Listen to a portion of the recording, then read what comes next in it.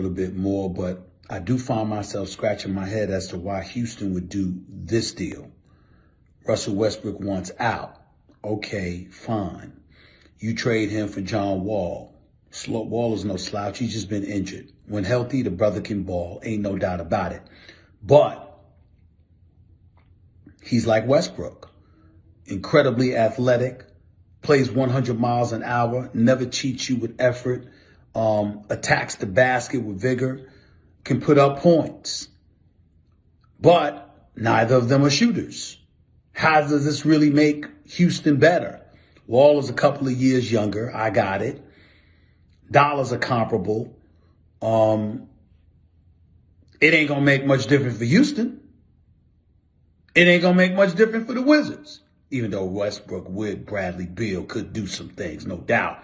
But that was going to be the case for the Wizards with John Wall. So it's got my eyebrows raised as to why they would do that. Especially when Tommy Shepard just said days ago, we ain't trading John Wall. That was a lie. But here's the bigger thing. If you Houston, what is this supposed to do for you? Seems to me James Harden really got to get out of there now. He really got to get to Brooklyn now. Again, Wall ain't much worse than Westbrook. They're both great. They're just similar. So, you Houston, what you getting out of it? You got a first-round pick. That's future reference. That's fine. But that doesn't do much for James Harden, who's after a championship. He after the chip. We'll see. Forget John Wall and Russell Westbrook for a second. Now it's about what James Harden is going to do. Stay tuned. Against Carolina, major trade in the NBA. Quite a headline anyway. Rockets have agreed to trade Russell Westbrook to Washington for John Wall and a protected first in 2023.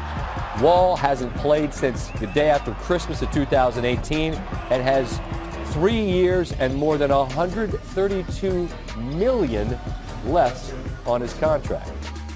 Westbrook joins a Wizards team built around Bradley Beal, who averaged the second most points in the NBA last season and yet somehow is still woefully underrepresented in terms of all NBA teams, in my estimation.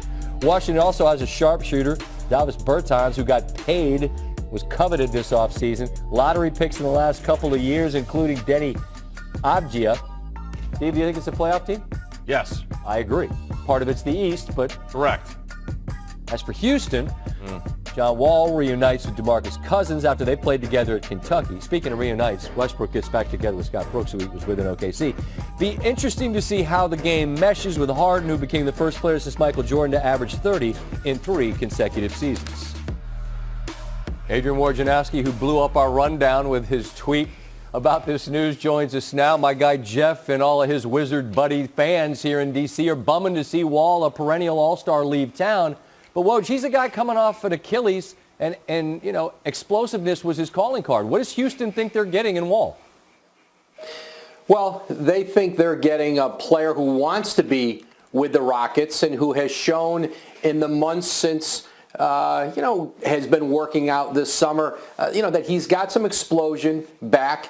He's expanded his game. He's shooting the three-pointer well with all of this time off. But listen, this was a trade of 2 players on 2 teams who wanted to go in the other direction. Russell Westbrook wanted to be in Washington, reunited with Scotty Brooks, play with Brad Beal, and John Wall wanted to play with James Harden, wanted to go to Houston, and finally they got that deal done this afternoon. The 2 general managers hadn't talked in weeks, and Russell Westbrook's agent Thad Fouché really got them talking today, and then within a few hours, they had a deal. He said, we can repeat. I mean, it's that simple. We absolutely can.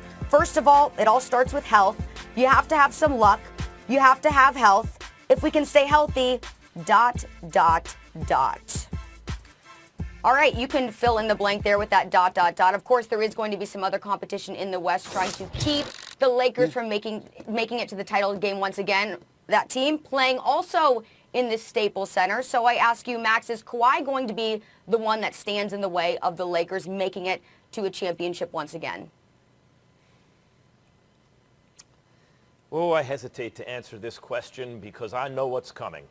So I'm going to give my answer, and then I'm going to lay out for a while. And then I'm coming back at you, Stephen A. Okay. Let me just say the answer to the question, does Kawhi have the best shot to stop LeBron, is no.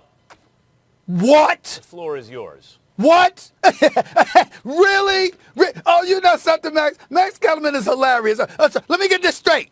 The best player in the world, Kawhi Leonard, your guy. The guy that's the best player in the world, Stephen A. Tell me, please, he's the man. It's not LeBron. He's not the king. That dude, Kawhi Leonard, who led the Clippers. That's right. Go hide, Max. Wait a minute. Let me put an APB out for Max Kellerman. Where the hell is he? Get your behind back here. Don't hide now. You got to be kidding me. Excuse me? Kawhi Leonard, who just got Serge Ibaka, who still has Paul George. He's got Ty Lue as a new coach. That's right. Show that face, Max Kellerman. Show that face. You got to be kidding me. You're going to sit up here with a straight face? I don't even give a damn about what your answer is. That's right. Ooh, I can't believe him. I can't believe you actually sat there with a straight face and said not Kawhi Leonard. Not Kawhi Leonard. The season hasn't started yet. Preseason hasn't started yet. The Clippers lost a 3-1 lead. They're highly motivated. Kawhi's got something to prove. Ty Lue's his new coach. Paul George got to show that he ain't going to hit the side of backboard from three-point range. And I love Paul George, so I don't like getting on him.